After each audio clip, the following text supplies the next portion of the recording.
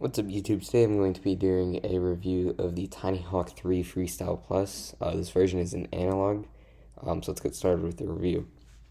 Starting out, this drone is very new.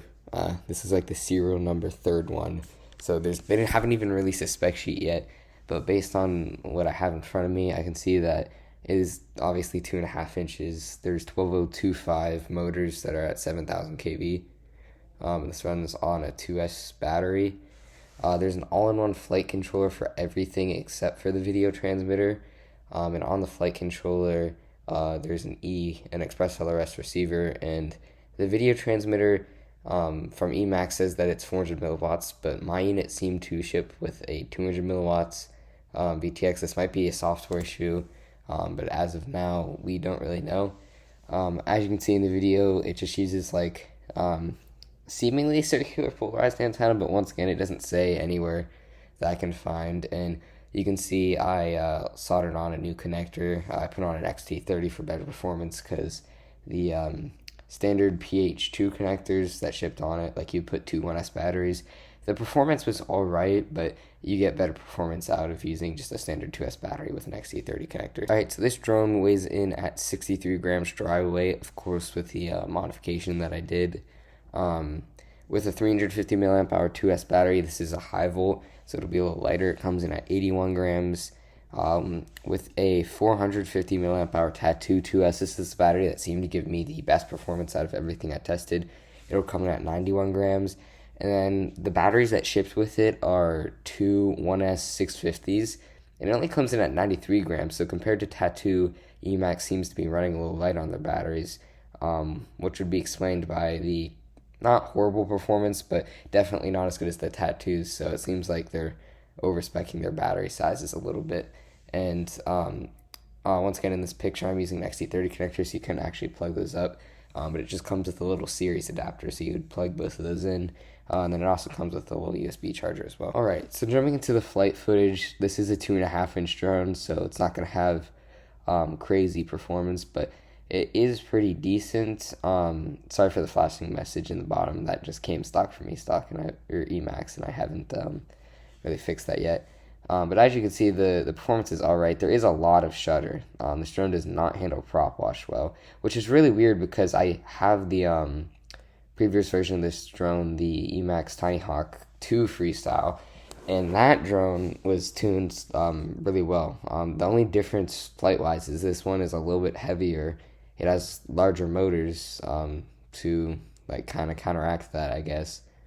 The frame is a little bit different, but it's pretty similar.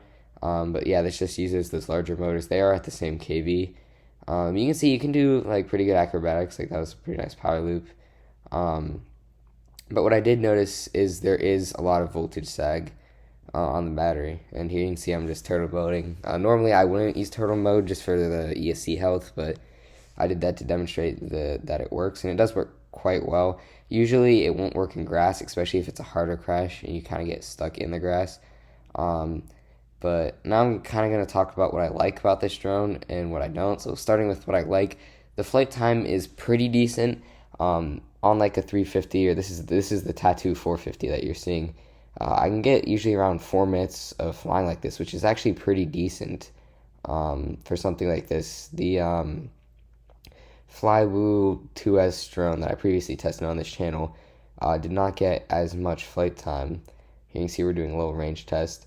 I also liked just the general flight performance. It seemed good. The extra half an inch on the prop seems to really make a difference.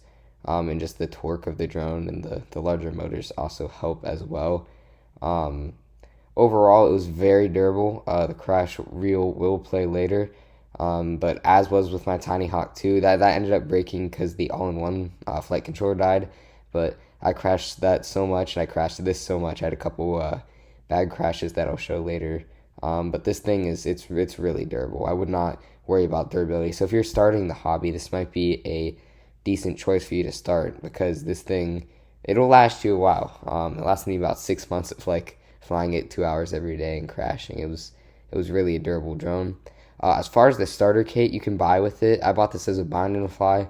But the analog one, you get a simple FR Sky or sorry, you get an ELRS controller with this one because it has built-in ELRS. Um, and that's the same controller that would come. And you can also get an HD0. So you'll get an HD0, presumably a modded HD0 VRX. Once again, I don't have that, or you'll get analog goggles depending on what you choose. Now, talking about what I didn't like about this drone, the tune, as you can see, like most of the time has a lot of shudder, especially when like descending.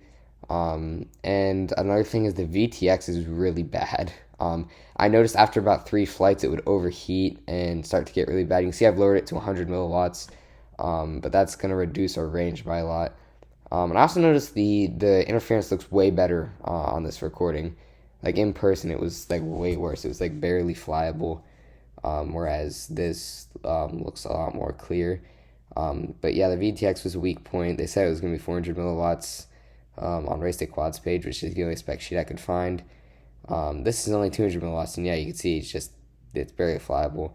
As far as ELRS, I like that. I like that they included ELRS. That's definitely a decent thing. But what I don't like is that it's SPI. So that's the bus that it connects, and SPI ELRS is just not as good. You can see that even though I'm running at 50 hertz, we're not that far, and the DBM is getting like pretty high, and I'm running at 500 milliwatts on 50 hertz.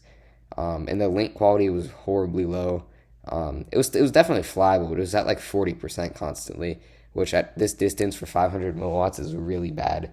So I was not a fan. They do just use the ceramic antenna. Yeah, but that was the main gripe. Overheating was generally a very big issue on this drone, as I mentioned previously.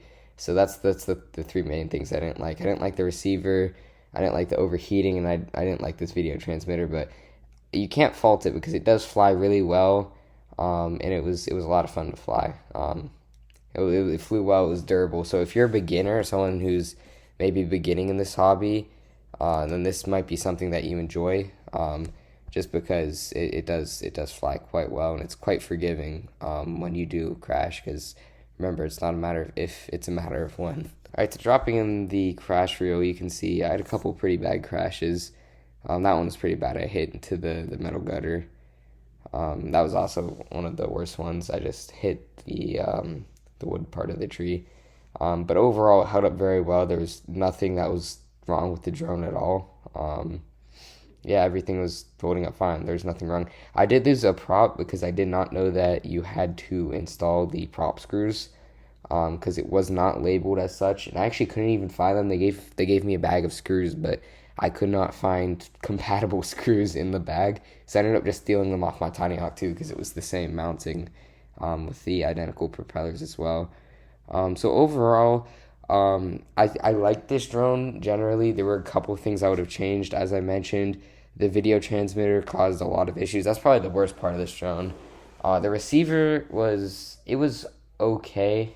I like the ELRS, but I think they should have, like some board manufacturers like Beta FPV will integrate an external module into the flight controller, or just put an external module like Flywheel always does. That'll offer you way better performance and, in my opinion, a better binding experience, because I've never used SPI before, so apparently you do it through Betaflight. So I had to download a new version of Betaflight, and it was just kind of a pain. So I think, yeah, and also 200 milliwatts at this price point, which I'll get to in a bit, 200 milliwatts is not a lot of video transmitter, and I felt that, especially as I was flying far.